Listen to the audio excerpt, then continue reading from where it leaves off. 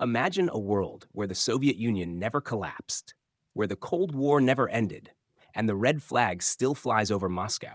A world where the balance of power never shifted to the West, and the map of global influence looks nothing like the one we know today. What would have happened if history had taken a different turn? If the superpower that defined the 20th century continued into the 21st? What if NATO never expanded east? What if China never became the world's manufacturing hub? What if the global economy, culture, and technology followed a completely different path? Stay with me, because by the end of this video, you'll see a world both familiar and utterly alien. A world shaped by choices that never happened, decisions that changed everything, and a superpower that refused to vanish. To understand this alternate timeline, we must start at the point of departure, the exact moment when history could have gone another way. In our reality, the Soviet Union collapsed under a toxic mix of economic stagnation, political unrest, and the pressures of competing with a capitalist West. But in this alternate timeline, one critical divergence occurs. The 1991 August coup succeeds, not in the chaotic, failed way we remember, but in restoring stability and empowering reformist yet hardline leaders who avoid the mistakes of the late Gorbachev era. Instead of plunging into economic chaos, the USSR introduces a hybrid model, centralized control over heavy industry and defense, combined with carefully managed market reforms in agriculture, technology, and consumer goods. The oligarchic chaos that defined post-Soviet Russia never happens, and the republics remain loyal to Moscow under a new federation treaty. Think about it. The world witnesses not the disintegration of a superpower, but its reinvention. The Soviet Union emerges from the 1990s not as a relic of the Cold War, but as a rejuvenated global force, ready to challenge the unipolar order the United States hoped to cement. And here's where the story becomes fascinating. This single divergence, effective political reform, cascades into consequences that touch every corner of the globe. But what does this mean for ordinary people, for the West, and for countries once caught between the superpowers? Let's find out. The early consequences of the USSR's survival are immediate and far-reaching. First, Eastern Europe looks very different. Without a collapsed Soviet Union, the domino effect that toppled communist regimes in the 1990s never occurs, or occurs much more slowly. Countries like Poland, Hungary, and Czechoslovakia maintain strong economic and political ties to Moscow, while Western influence is carefully balanced by Soviet diplomacy and trade incentives. In Russia itself, life for ordinary citizens stabilizes. Unlike the chaotic 1990s in our timeline, hyperinflation is contained, public services remain intact, and a controlled market economy allows consumer goods and technology to trickle down without destroying the social safety net. The Soviet Union manages to blend elements of capitalism into its system without abandoning its core ideological identity. Meanwhile, the West reacts with caution. The United States, which in our reality assumed the role of a lone superpower, now faces a rival with renewed economic vigor, modernized military infrastructure, and a sophisticated intelligence apparatus. The Clinton-era interventions in the Balkans and the Middle East take on a very different tone. Any military action risks a direct confrontation with a capable and confident USSR. Think about Kosovo in 1999 or Iraq in 2003. In this timeline, these interventions are heavily restrained, negotiated, or even avoided entirely, creating a world where the West must compromise far more often than it did in our reality. The divergence also sparks a technological race. In our world, Russia's post-Soviet economic collapse led to a brain drain of scientists, engineers, and programmers. In this alternate timeline, those same minds remain in Moscow and St. Petersburg, fueling advances in aerospace, computing, and nuclear technology. By the early 2000s, the Soviet Union has launched new satellite constellations, built modernized submarines, and developed AI applications far earlier than in our timeline. The result is a world where the United States is no longer the uncontested tech leader. Innovation is a contest, not a monopoly. And while these changes ripple across the globe, one looming question remains. How will military and geopolitical power shift when the Soviet Union still wields the world's largest nuclear arsenal and maintains alliances that were once thought obsolete? That brings us to our next section. With the USSR intact, the global military landscape is fundamentally transformed. NATO never expands to the east. Poland, the Baltics, and Ukraine remain part of a strategic buffer zone, either neutral or allied with Moscow. This dramatically alters the security calculus of the West. Military planners in Washington, London, and Brussels are forced to consider a multipolar Cold War that never truly ended, rather than a unipolar world dominated by the United States. The Soviet military, now streamlined and modernized, invests heavily in advanced missile technology, cyber warfare, and space-based defense systems.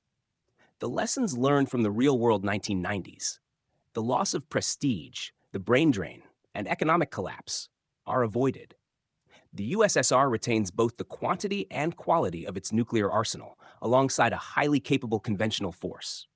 By the early 2000s, Moscow is projecting power not just regionally, but globally. Think of the Caribbean, the Middle East, Africa, strategic locations where the Soviet Union reasserts influence, forming alliances and partnerships that never existed in our timeline. For the United States and NATO, this creates tension. The wars in the Middle East, which in our timeline were fought largely unopposed by any peer competitor, now carry the risk of Soviet countermeasures. This leads to a delicate chess game of proxy conflicts, economic sanctions, and high-stakes diplomacy. The world teeters on the edge of confrontation, yet never fully erupts into large-scale war because both sides understand that nuclear escalation would be catastrophic. It's a Cold War, but one that has evolved into something more complex, unpredictable, and enduring. On the cultural and societal side, military service in the USSR becomes prestigious and technologically advanced, attracting young engineers, pilots, and cyber specialists. The image of the Soviet soldier changes from the struggling conscript of the late 1980s to a modernized elite force. Parades, military exercises, and space launches become global spectacles, reinforcing the USSR's image as a permanent superpower. Ordinary citizens experience a mix of pride, patriotism, and cautious optimism.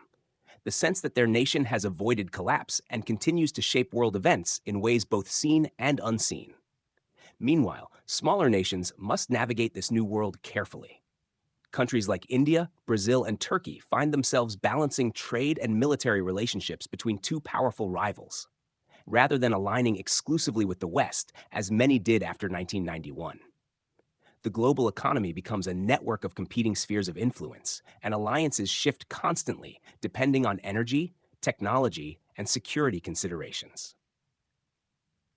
If you're enjoying this journey through an alternate world, don't forget to hit the like button, subscribe, and turn on the notification bell, because later, we'll explore just how different global culture, technology, and everyday life would be if the Soviet Union never fell.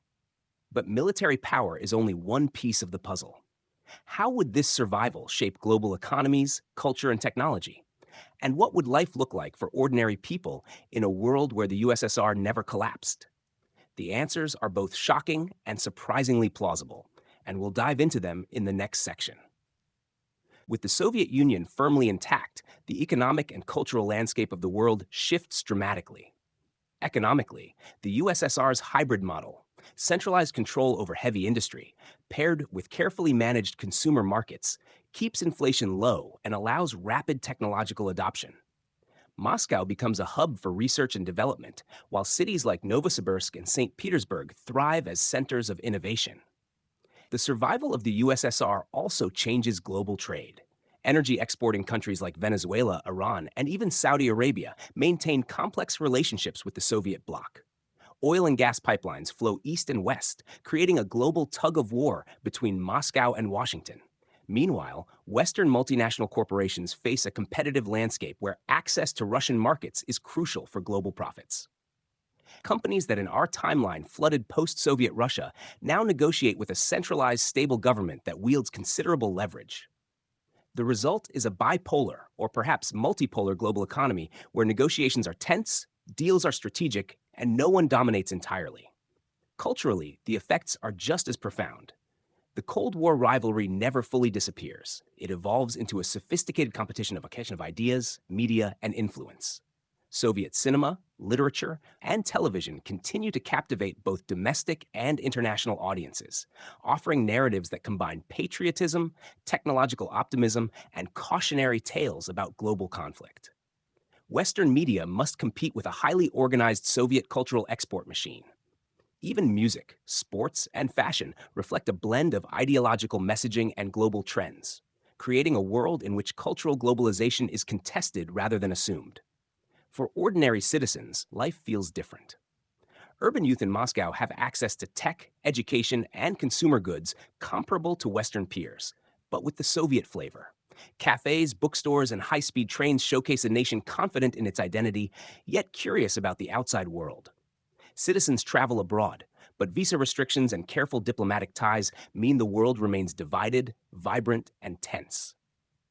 It's a life of controlled optimism, a society aware of both its strengths and its limits. But the question remains, how does this economic and cultural vibrancy affect the global stage?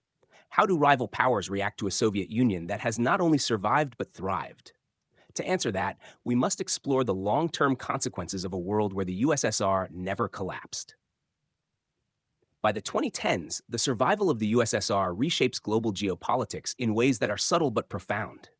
NATO remains cautious, never fully integrating former Warsaw Pact nations, and Eastern Europe operates as a delicate buffer zone. The United States, once confident in its unipolar dominance, now faces a strategic competitor capable of projecting power across multiple continents. Diplomatic relations are tense but pragmatic, a constant game of negotiation and deterrence. New alliances emerge. India, historically non-aligned, becomes a critical partner for both superpowers, balancing technology, energy, and military considerations. Brazil and Turkey navigate a tightrope of economic dependence and political independence, leveraging their positions to maximize national gain. Africa and the Middle East become arenas of soft power competition rather than outright conquest, as both Moscow and Washington invest in development, diplomacy, and influence campaigns instead of direct military intervention. Technology races forward under these conditions.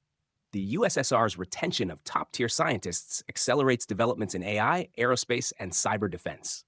By the mid-2010s, Russian space programs rival NASA and ESA, with new orbital stations, lunar ambitions, and Mars exploration projects.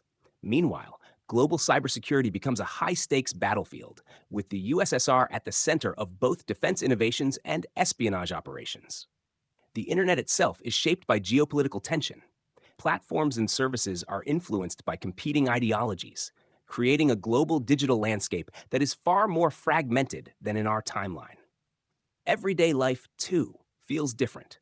Citizens across Europe and Asia experience a world in which the threat of nuclear escalation is never far from the headlines, but it's balanced by a sense of stability at home. Education systems, infrastructure projects, and public health programs flourish under strong central governance. The world is wealthier, more technologically advanced in some areas, and more ideologically complex. But it's also more cautious, more calculated, and perpetually aware of global rivalry. And as we move closer to the present day, the ultimate question arises: how would this alternate world look to us now? How would power, culture, and daily life evolve in a 2020s dominated by a Soviet Union that never fell? Fast forward to today. The Soviet Union is a permanent fixture of global politics, shaping trade, culture, and security policy in ways we can barely imagine. NATO exists, but as a counterweight rather than a dominant alliance. Eastern European nations remain tightly connected to Moscow through economic and security agreements. Global conflicts are less frequent, but far more complex, fought with intelligence operations, cyber attacks, and economic leverage rather than large-scale invasions. The United States and other Western powers have adapted, creating a multipolar world where compromise and negotiation are constant necessities. Emerging economies leverage their position between superpowers, benefiting from trade, technology, and aid without being forced to choose outright sides. Technology is highly competitive. Satellites, nuclear propulsion, and AI projects race forward, driven by the need to maintain parity with Soviet advancements. Space exploration, once a purely American and European endeavor in our timeline, is now shared with a resurgent Soviet Union that treats it as both a scientific frontier and a display of national pride. Culturally, the world is richer and more varied. Media, sports, and entertainment are influenced by competing ideological narratives. Citizens of both East and West experience a blend of global connectivity and national pride, aware that the world is divided yet interconnected in unprecedented ways. Everyday life is shaped by cautious optimism, a recognition that while nuclear weapons exist, so does the infrastructure, education, and culture of nations that never lost their footing. But this alternate present begs the final question: what does it all mean for humanity? What lessons can we learn from a world where the superpower that dominated the 20th century never collapsed? And how would we navigate a future defined by perpetual rivalry and innovation? The survival of the Soviet Union would have created a world that is at once familiar and unrecognizable. Economically vibrant, yet ideologically divided, technologically advanced, yet perpetually cautious, globally connected, yet fragmented by superpower rivalry. The choices of a single moment, the success of reforms, the stabilization of leadership, would have rippled across decades, altering politics, culture, technology, and daily life in ways both dramatic and subtle. This alternate timeline teaches us something crucial. History is not inevitable.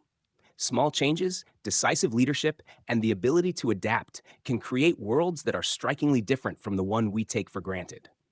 The collapse of the Soviet Union shaped our present, but in another universe, the red flag still flies, and the course of humanity looks profoundly different. If you enjoyed exploring this alternate world with us, make sure to like this video, subscribe, and turn on the notification bell, because next time we'll dive into another what-if scenario that will challenge everything you thought you knew about history. Thank you for watching, and stay curious.